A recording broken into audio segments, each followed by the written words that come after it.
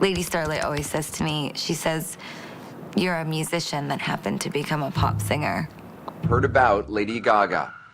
She just received 5 World Music Awards. She's the most talked about entertainer in the world. In May, and was one of the top winners at the 2010 Brit Elevate Awards. it to I can't elevate it to a point where I become Lady Gaga.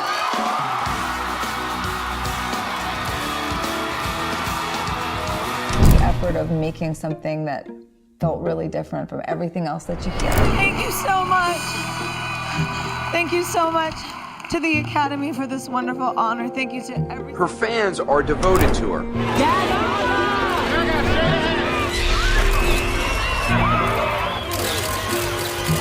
Mommy, is it mommy?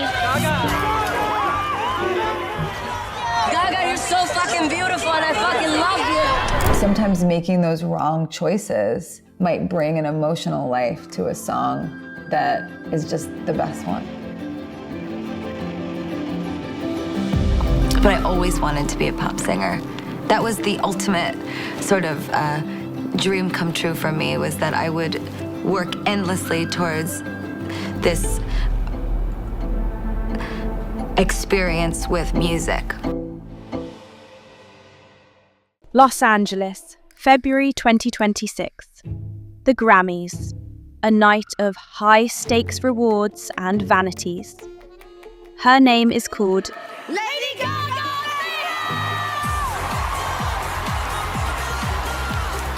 Best Pop Vocal Album. She commands the stage. In true Gaga form, she reignites the anthem she's carried her entire life. Individuality, instinct, trusting who you are. One speech, every bit the icon. We're just so honored to be up here. I've been making music since I was a little girl, and every time I'm here, I still feel like I need to pinch myself. Unapologetic, unmistakable, utterly herself. 16 years earlier, that same unshakable individuality roared onto the world stage. Not in a speech, but in a dress made of meat. The year is 2010, the MTV Video Music Awards. The red carpet is a sea of predictable glamour. And then, she arrives. Not in silk or satin, but in 50 pounds of raw Argentinian beef. The meat dress. It was shocking. It was grotesque. It was genius. So the meat dress, it's actually Val Garland's idea. Val Garland, the makeup artist, and her and I worked together for a long time, and she shared a story with me where she had gone to a party wearing sausages. And I thought this was quite funny.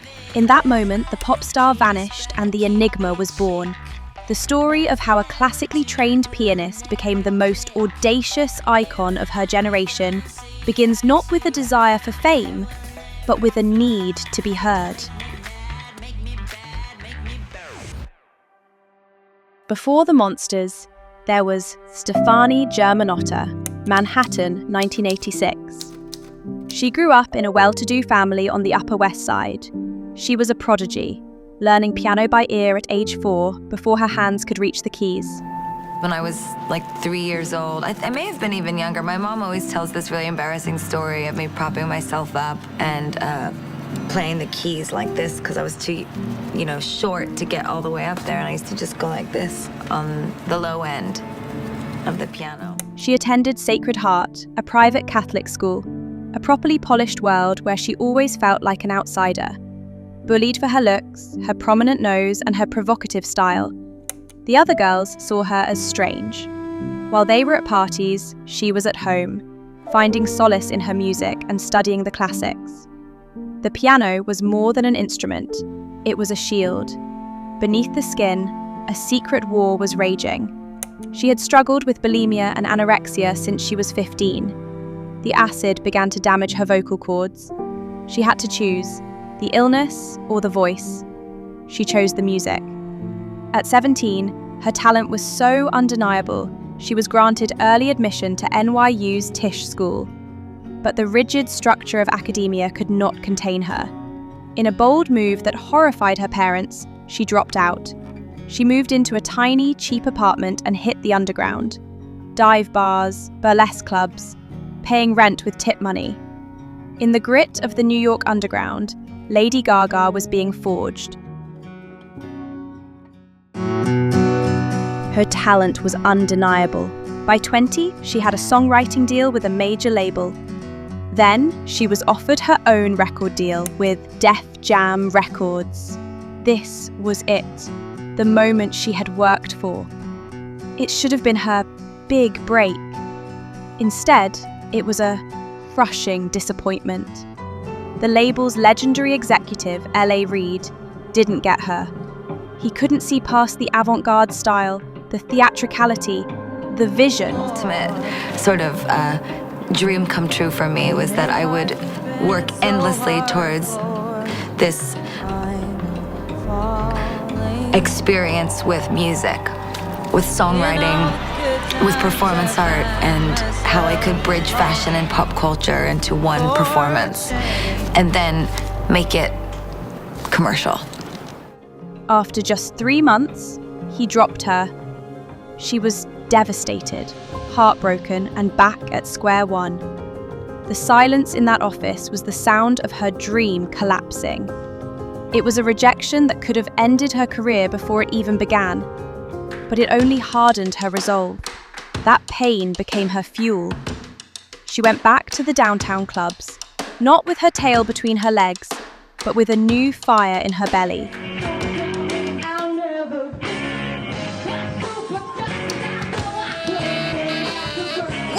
She doubled down on her outrageous persona. She created the House of Gaga, a collective of artists to help build her world. The music got bolder, the costumes got wilder. She was no longer waiting for the industry to accept her. She was building her own universe. The very things that got her dropped were about to become the cornerstones of her global empire. In 2008, another label, Interscope, took a chance. She released her debut album, The Fame. It wasn't just a collection of songs, it was a concept. A brilliant satirical exploration of celebrity culture.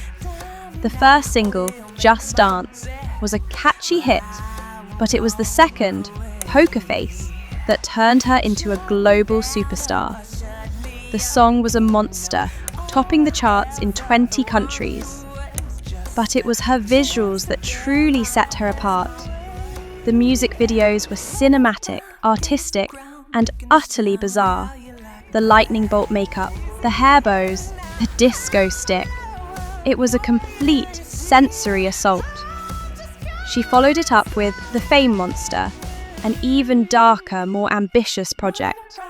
With the epic 9-minute video for Bad Romance, she didn't just create a pop song, she created a cultural event. She wasn't just a singer, she was an art installation. She had taken the pop music playbook and set it on fire. In a world of carefully managed pop stars, she was an agent of chaos, and the world couldn't get enough. Global fame brought absolute power, massive theatrical rock operas. But the body began to pay the price. Fibromyalgia, chronic pain, a broken hip during the Born This Way ball. She performed on a fractured bone until she literally couldn't walk. In her documentary, 5'2", the veil was finally lifted. We saw her on the floor, weeping as muscles spasmed in agony. She had to go on stage. National Football League welcomes you to She had to be Gaga. Sugar Super Bowl 51 halftime show. But she was just Stefani, and she was in pain. The Super Bowl. Houston, 2017. A lone star against the night sky. She leaped from the roof into the void. A relentless, athletic blitz of pure vocal dominance. No guests, no gimmicks, just Gaga. She finished with a mic drop and a literal jump into immortality. The warrior had returned to the throne. She proved that her body could be broken, but her spirit was untouchable. And translate that idea, that very theatrical idea that so many people didn't understand. How could I translate that to the whole world? And that's why I never back down, no matter how many radio people said I don't get it, no matter how many people said we're not sure that this show will play very well. Hollywood came calling for the girl who had nothing left to hide. Bradley Cooper saw past the masks and the glitter. He stripped away the makeup. He asked for Stefani, not Gaga. A star is born, raw, real, unflinching.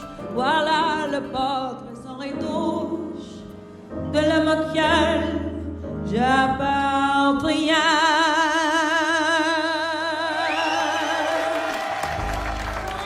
Gaga gave a performance that was nothing short of a revelation. She wasn't playing a character, she was defining her own journey. The chemistry between the actors was palpable. Ain't it hard keeping it so hardcore? Is that me? That's you. You just write that now? Yeah. It's pretty good. Fine. Tell me something, boy. Aren't you tired trying to fill that void? Or do you need The 2019 Oscars. Just two people at a piano. The world watched them lean into each other. A performance so intimate it felt like a secret. She stood on that stage and held the gold. Best Original Song. Thank you so much to the Academy for this wonderful honor. Thank you to every single person in this room. Thank you to Mark Ronson, to Anthony Rosamondo, to Andrew White. She became a fashion icon. Her every appearance a performance. At the 2019 Met Gala, she staged a 16-minute piece of high fashion theatre. 4 live outfit changes on the red carpet. She collaborated with legends like Alexander McQueen, turning red carpets into art galleries. Then came the legend, Tony Bennett, the master and the monster. He wanted the voice, the pure, classical instrument. He saved her life, she said. Lady Gaga! That's the first time that Tony said my name in a long time. Really? In all the weeks leading up to it, he hadn't said your name? I had to keep it together because we had a sold-out show and I have a job to do. She was ready to give it all up. Gaga and Bennett released 2 albums together, toured the world, and closed his career at Radio City Music Hall. Even as the fog of Alzheimer's began to set in, Tony never forgot her name. When he passed in 2023, the world lost a legend. She lost her real-life friend. She whispered that she would miss her friend forever. He gave her the courage to be Stefani again. Together, they proved that great art has no expiration date. The world loves Lady Gaga. The public adores her. And it's all ages, it's not a young group. It can be hard.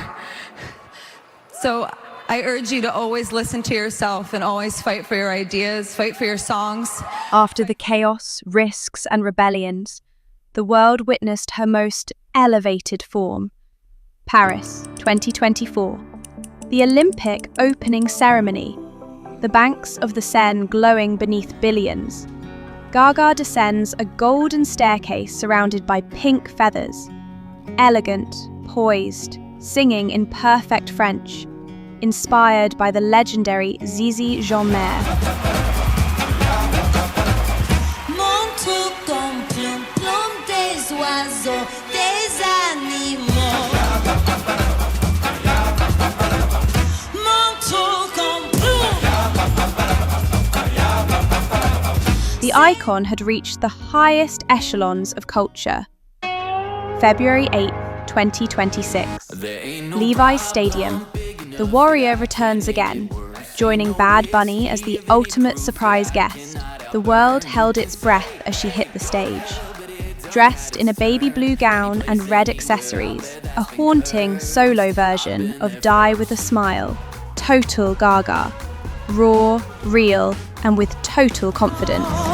Nobody's Proof that true conviction can conquer on any stage. The industry expected a puppet they could polish and discard. But from a girl initially rejected, every setback became a brick in her empire. She didn't just survive the fire, she became the flame. And the world is finally listening. How can we always come from a place of love for each other? How can we always try to do the harder thing and be loving? I think being there for someone is a real privilege.